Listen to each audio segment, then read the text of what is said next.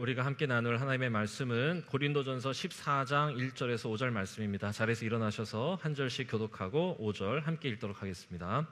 제가 먼저 받들어 읽겠습니다. 사랑을 추구하며 신령한 것들을 사모하되 특별히 예언을 하려고 하라.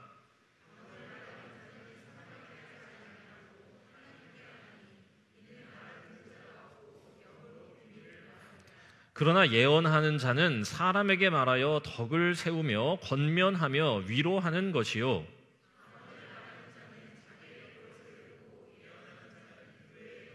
함께 있습니다. 나는 너희가 다 방언 말하기를 원하나 특별히 예언하기를 원하노라. 만일 방언을 말하는 자가 통역하여 교회의 덕을 세우지 아니하면 예언하는 자만 못하니라. 이는 살아계신 하나님의 말씀입니다. 아멘. 모르면 안 되는 것들 5번째 말씀입니다. 방언과 예언에 대해서 말씀을 전하도록 하겠습니다. 오늘 말씀을 듣기에 앞서서 우리가 지금 읽고 있는 이 고린도전서는 서로 잘났다고 싸우면서 분열된 고린도 교회에 하나님의 마음을 전하는 바울의 처방전입니다.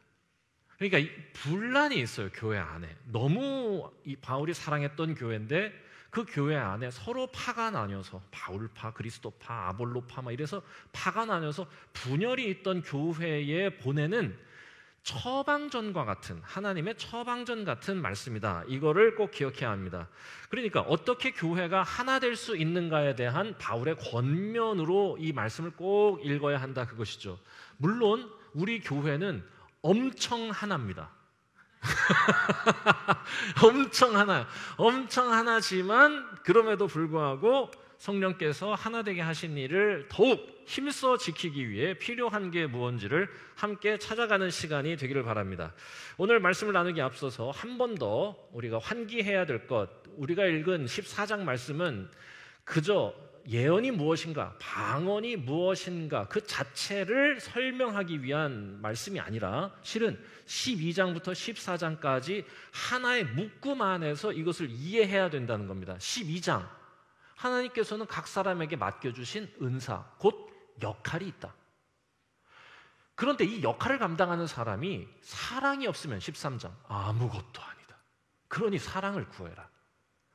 이 사랑의 기준에서 14장, 이 사랑의 기준에서 어떻게 생각하고 어떻게 선택해야 하는지 알려줄게. 이게 오늘 말씀입니다.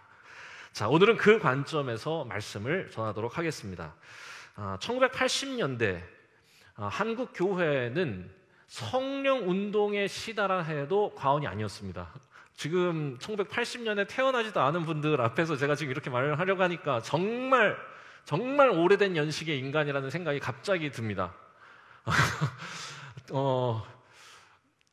이쪽은 대개 90년대생들이시고 심지어 2000년대생도 있으시고, 그런데 이게요, 진짜 여러분들은 그 앞에가 진짜 막 캐캐 묵은 옛날 얘기 같지만 실은 여기 계신 우리 장로님이나 여기 계신 장로님들, 또 뭐 권사님들, 이런 분들에게는요 엊그제예요. 아니 이게 진짜 그렇게 오래된 일이 아니에요, 여러분. 진짜 이게 여러분도 나중에 공감하실 거예요. 이게 진짜 별로 오래되지 않은 거예요. 1980년대, 그러니까 제가 중학교 다닐 때입니다. 아니지, 무슨 중학교야? 초등학교 다닐 때예요. 고 80년대 그 시기, 중학교까지 다 이렇게 다닐 그 시기인데, 그 시기가 한국교회는 성령 운동으로 뜨거웠어요. 왜냐하면 한국에 세계 최대 교회가 있다고 하는 게 알려졌어요. 여의도 순복음교회.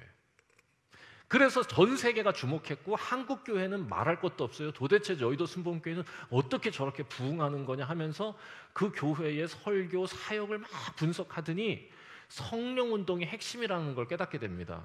그리고는 너도 나도 성령 운동을 따라가기 시작했어요. 그래서 성령 받기를 너무 간절히 바라는 정말 뜨거운 운동이 한국 교회의 자랑이었죠. 그게 우리나라뿐 아니었습니다. 세계적인 현상이었습니다.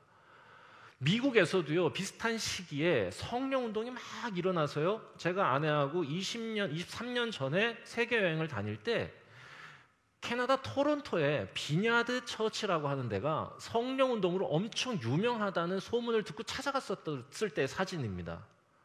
물론 갔다가 굉장히 실망하긴 했습니다. 저는 정말로 성령의 역사가 있을 줄 알았는데 제가 확인한 바로는 연극하는 배우들이 있었어요. 앞에서 목사 이렇게 딱 하면 이렇게 하고 넘어지고.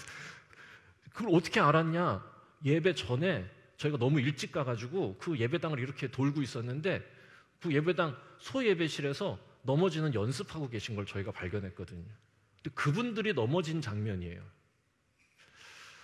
어쨌건 전 세계적으로 성령 운동이라고 하는 게 막 했고요. 그 성령 사역의 핵심으로 등장했던 게 바로 오늘 우리 말씀에 있는 방언입니다. 성령 운동의 핵심은 방언. 그래서 모든 수련회가 그 시기에는 방언을 받느냐 못 받느냐가 최대 관심사였어요.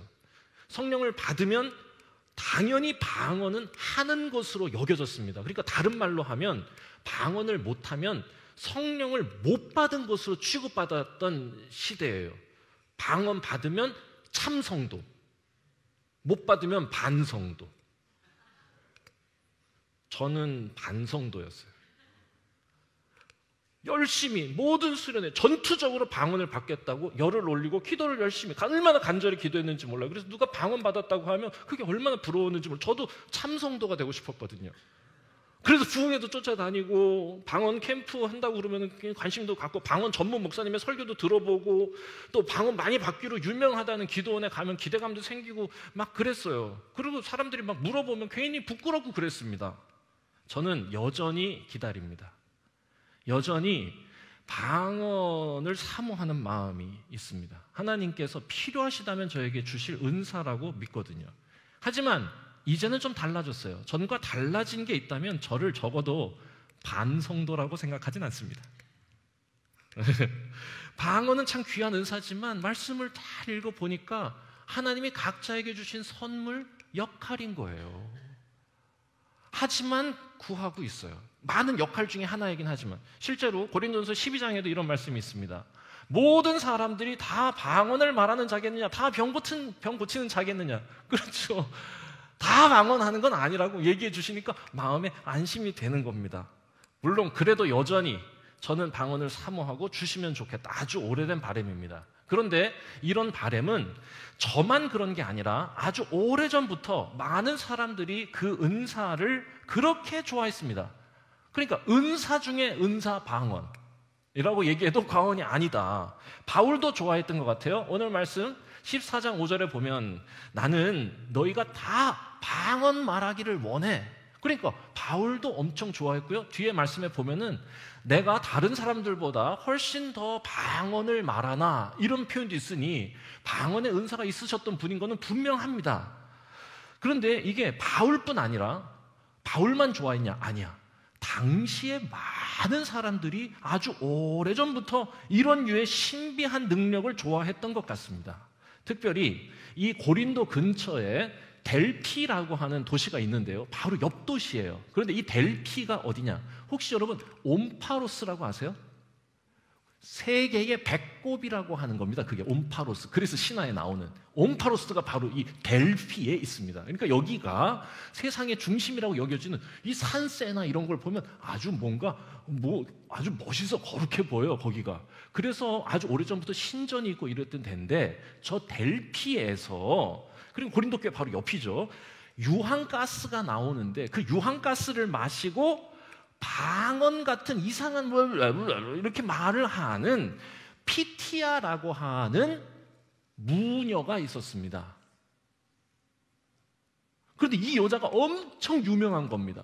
유황가스 마시고 이렇게 얘기하면 옆에서 통역해 주는 사람이 이거는 동쪽의 집을 사라는 뜻입니다. 이렇게 해주면서 이제 해석하는 사람도 있고 그거를 너무 유명해서 사람들이 다 복채를 가지고 와가지고 점괘를 물었어요. 심지어 왕들도 오고요, 장군들도 와가지고 전쟁을 벌이냐 마냐 뭐 이런 얘기들이 막 엄청나게 진짜 유명했어. 그러니까 이렇게 이게 성령이 주시는 방언은 아니야. 이게 피티아가 막 이건 유황가스 마시고 이렇게 약간 이런 상태에서 얘기하는 거니까. 근데 이런 유를 좋아하던 시대였다는 말이죠. 심지어 소크라테스도 굉장히 높이 삽니다. 충격적입니다. 소크라테스가요 이 무녀를 높입니다. 야, 이 소크라테스에 대한 신뢰가 갑자기 떨어지는 순간입니다. 델포이 신전의 그 무녀는 광기에 젖어 있을 때는 그리스에 커다란 도움을 주었지만 정상일 때는 도움을 주지 못한다네. 정상적 상태의 정신은 단지 인간의 능력일 뿐이지만 광기는 신이 내린 능력이기 때문이지. 네, 일단 2500년 전의 분위기 때문에 우리가 다 이해해 주셔야 된다 이렇게 생각합니다. 그런데 이 얘기를 그 무녀 피티아가 듣고는요 기분이 좋았는지 소크라테스 제자가 와서 물었대요. 그 무녀한테, 저기 세계에서 소크라테스보다 더 현명한 사람이 있을까요? 라고 물었을 때 이 무녀가 없다 이거를 막 사람들이 막 모였는데 거기에서 없다 라고 외친 거야. 그때부터 소크라테스가 엄청 유명한 철학자가 됐다는 일화가 있습니다. 어쨌건 이건 그냥 일화고, 무언가 신비한 것 같으니까 사람들이 가서 막 이렇게 하는 겁니다. 사람들은 기본적으로 이런 종교적 심성, 그런 어떤 그 신비한 것에 대한 어떤 그런 성향이 있지 않나. 당시가 그런 분위기였으니 바로 그 옆 동네 고린도 교인들에게 성령께서 주시는 방언의 은사가 여러분 얼마나 매력적이었겠나.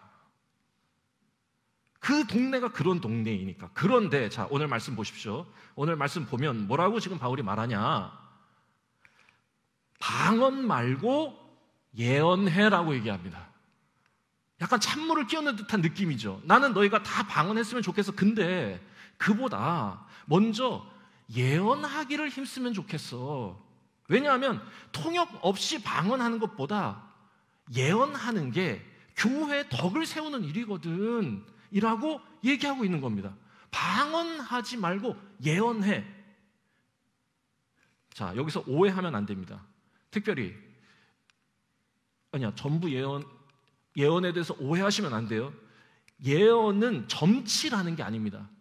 미래의 일을 얘기하는 거. 기도하는 중에 음성을 듣고 미래의 일을 제 아들이 합격할까요? 기도해 보겠습니다. 합격. 이게 예언이 아니야. 사람들이 이 말을 오해해서 불과 20년 전만 하더라도, 그러니까 우리 청년들이 태어나고 얼마 되지 않았던 그 시기까지만 해도요, 이 말씀을 오해해서 교회 안에 성령 점을 치는 자칭 예언자들이 굉장히 많았습니다. 그리고 용하다는 성령 점치는 예언자들을 찾아가서 복채도 줬어. 말도 안 되는 일이죠. 지금은 상상도 하기 싫어. 그거는 초록동자한테 하는 거지. 이거 무슨 어느 교회 무슨 권사님이 성령 점을 잘 치신다. 그러면 거기 가가지고 거기서 기도를 받고 오고 막 이러는 일들이 엄청 있었습니다, 진짜. 그리고 저는 그게 너무 이상한데, 이상하다고 말하기도 쉽지 않았을 시대야. 사람들이 너무 그런 걸 좋아하니까. 이게 성경에서 말하는 예언이 뭔지를 몰라서 그랬던 겁니다. 성경에 말하는 예언이라고 한 단어는 저겁니다. 프로페티오라는 단어인데요. 저건 사람들 앞에서, 페티오, 이건 뭐냐? 밝히 알려 말하다는 뜻입니다.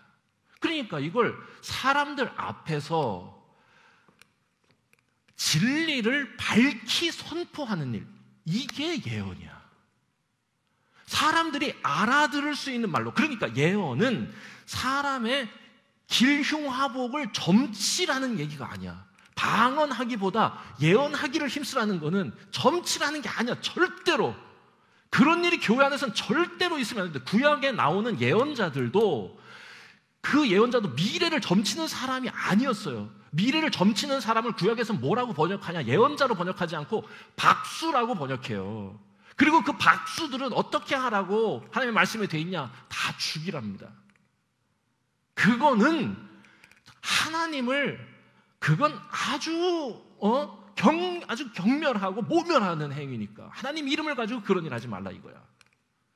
예언은 하나님께서 깨닫게 하신 것을 알아듣게 설명해 주는 겁니다. 고린도서 14장 18절에서 19절. 자, 한 목소리로 한번 읽어보도록 하겠습니다. 눈이 좋으신 분들은 아마 읽으실 수 있을 것 같아요. 자, 읽습니다. 시작. 내가 너희 모든 사람보다 방언을 더 말함으로 하나님께 감사하노라. 그러나 교회에서 네가 남을 가르치기 위하여 깨달은 마음으로 5마디 말을 하는 것이 1만마디 방언으로 말하는 것보다 나으니라. 아멘입니다.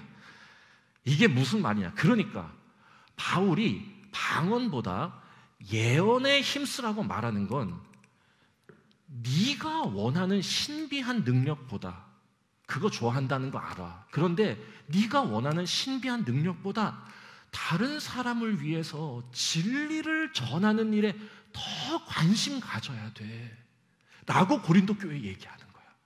분열되어 있는 고린도 교회에게 네가 신비한 능력 갖는 것보다 더 중요한 게 있어. 하나님의 말씀, 그 진리를, 예수 그리스도의 아름다운 인간미를 닮아 살아가는 게 길이고 진리고 생명이라고 하는 이 아름다운 복음을, 성령의 은혜를 입어 그 길로 나아가는 길이 열렸다고 하는 이 복음을 밝히 전하는 거야. 알아들을 수 있는 말로. 못 알아듣는 신비한 언어로 이렇게 하지 말고 사람들이 알아들을 수 있는 몇 마디 말로 가르쳐라. 14장 4절. 방언을 말하는 자는 자기의 덕을 세우고 예언하는 자는 교회의 덕을 세운다. 그러니까 방언을 좋아하는 걸 문제 삼는 게 아니에요.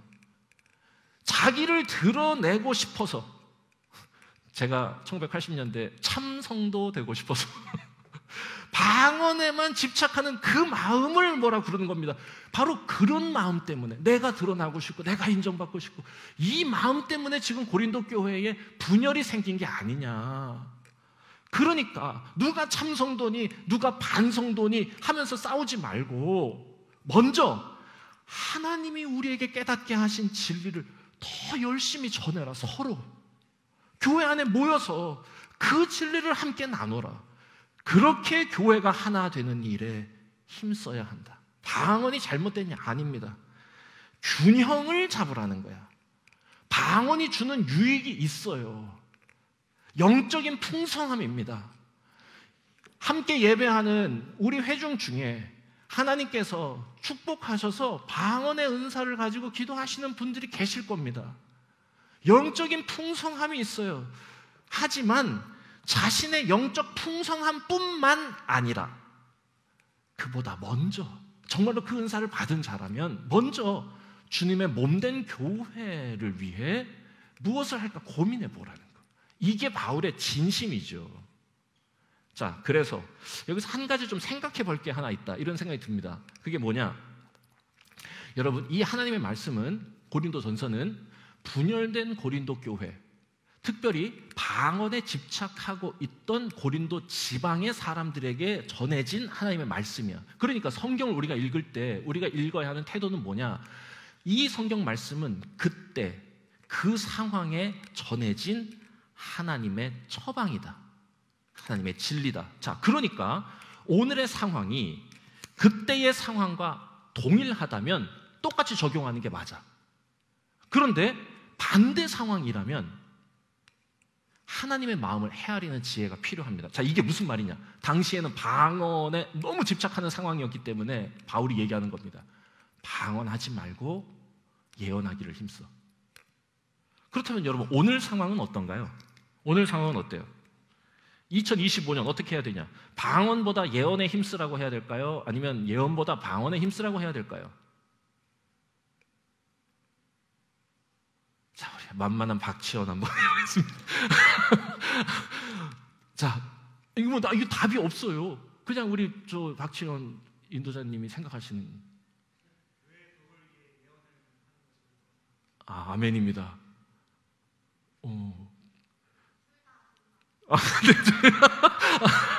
둘 다랍니다. 맞아요. 그러니까 이게 지금 주님의 몸된 교회가 영적으로 하나 되고 영적으로 풍성함을 누리기 위하여 무엇에 힘써야 되는지를 하나님 안에서 깊이 생각해 보는 게 바른 태도야. 저는 가끔은 그런 생각합니다. 신비를 잃어가는 시대다 보니 하나님이 주시는 신비한 능력에 대해서 불신하고 무시하는 시대가 점점 돼 가는 것 같아. 오히려 예언은 잘하지 않나? 방언이 좀 모자라냐? 이런 생각이 들 때도 있다 그거죠. 오히려 신령한 은사를 사모하라고 권면해야 할 것 같은 생각이 들기도 하는 겁니다. 이게 예를 들면 그런 거예요. 공부만 하는 아이가 있어요. 공부를 열심히, 공부하는 게 잘못된 건 아니야. 그런데 공부만 하면 친구들하고 놀면서 쌓이는 사회성이 좀 모자랄 수 있잖아요. 꼭 그 시기에 배워야 될 것들을 못 배울 수 있으니 그 애한테는 공부하는 게 잘못이어서가 아니라 야, 좀 친구들하고 노는 것에 좀 관심 좀 가져봐. 너는 공부보다 놀기에 힘써라 라고 얘기할 수 있는 것 아닌가. 이런 것이죠. 그런 말을 들을 수 있기를 바랍니다. 종교개혁이 꼭 그렇습니다. 종교개혁도 한번 생각해 볼 만한데 종교개혁의 기치는 솔라 피데입니다. 오직 믿음으로입니다. 여러분, 왜 종교개혁의 기치가 오직 믿음이냐? 당시에 이 로만 카톨릭 그 종교의 분위기가 형식과 제도에만 너무 매몰되어 있었어. 그래서 죄를 참으로 하나님 앞에서 회개하지 않고 형식적으로 면죄부만 사면 용서받을 수 있다고 하는 거짓말이 아주 팽배했을 시대예요. 그때 바로 저 아저씨, 루터 아저씨가 성경 피면서 얘기하는 겁니다. 성경에 뭐라고 되어 있냐? 오직 믿음으로 말미암아 구원을 받으리라. 형식과 제도보다 더 중요한 건 우리가 진심으로 주님 앞에 회개하고 진심으로 주님을 믿음으로 주님께 나아가는 거다. 그게 우리의 구원의 이유라고 얘기한 거죠. 자, 그렇다면 오늘날은 여러분 어떤가? 오늘날은 가끔은 이런 생각도 들어요. 믿음 만능론이 있는 것 같아. 믿음만 강조하는 거야. 그래서 믿으면 다 된다고 얘기하는, 야, 여기 약간 균형 잡아야 되지 않나? 이런 생각이 들기도 하는 거죠. 의롭게 살기를 힘써라라고 얘기해야 하는 순간도 있다. 그래서 3부 예배에서 종종 말씀드리는 게 예수님의 특별하고 아름다운 삶의 방식을 따라가자고 얘기하는 겁니다. 믿음과 삶의 균형이 있어야 하니까. 그래야 균형 잡히는 거다. 자, 그래서 마주하게 되는 오늘 말씀의 결론. 방언이 더 위대하냐, 예언이 더 위대하냐를 지금 논하자는 게 아니야. 주님의 몸된 교회, 한 가족된 우리 이 믿음의 영적인 가족인 우리 공동체를 사랑하는 마음으로 생각할 때 우리에게 맡겨주신 역할을 어떻게 감당해야겠냐? 지금 너희들은 방언보다는 예언에 힘써야 된다라고 얘기하고 있는 거라면 저는 오늘 우리가 읽은 14장 1절의 말씀이 이 12장에서 14장의 결론이라고 읽었습니다. 사랑을 추구하라. 너희는 사랑을 추구해라. 그리고 신령한 것들을 사모해라. 그러니 예언하기를 힘써라. 입니다. 사랑을 추구하라. 영어 성경을 찾아봤어요. Follow after charity랍니다. 사랑을 추구하라 했을 때 저 사랑은 어떤 사랑이냐? love가 아니라 아가페입니다. 어떤 사랑이야? 그냥 사랑이 아니라 특별히 약자를 향한 사랑. 그들에게 나에게 힘을 주는 이들뿐만 아니라 나의 사랑이 필요한 이들에게 덕이 되는 삶을 살기를 추구해라 이겁니다. 지금 고린도 교회에 내리는 처방 12장에서 14장까지 너에게 맡겨주신 역할이 있고 그거 사랑 없으면 아무것도 아니니까 어떻게 해야 돼? 그 기준 갖고 생각할 때 방언이 중요하겠어? 예언이 중요하겠어? 예언인 거야. 결론 내려줄게. 지금 고린도 교회에 필요한 건 그래서 사랑을 추구하는 거야. 다른 사람이 내 덕을 볼 수 있도록 힘쓰는 거야. 내가 증명되고 내가 신비한 능력을 얻어서 나 하나 풍성해지는 거, 아니, 거기에 대한 관심이 아니라 나를 통해 이 고린도 교회의 다른 성도들이 덕볼 수 있게 하는 일에 관심 가지라는 거예요. 그게 너의 역할이야, 맡겨주신 은사야 라고 강변하고 있는 것으로 들립니다. 다른 사람이 덕보게 하는 일, 이게 사랑 아닙니까? 그리고 내가 누군가의 덕을 보았다면 감사하며 사는 것, 이게 분열된 교회를 다시 세우고 그 교회가 하나 되어 하나님의 영광을 올려드리는 하나님의 마음이다. 서로 인사해 보겠습니다. 자, 두 사람씩 짝을 지으시고 한 사람이 네 덕에 산다. 나도 너를 위해 힘쓸게. 자, 네 덕에 산다. 고마워. 네 덕에 산다.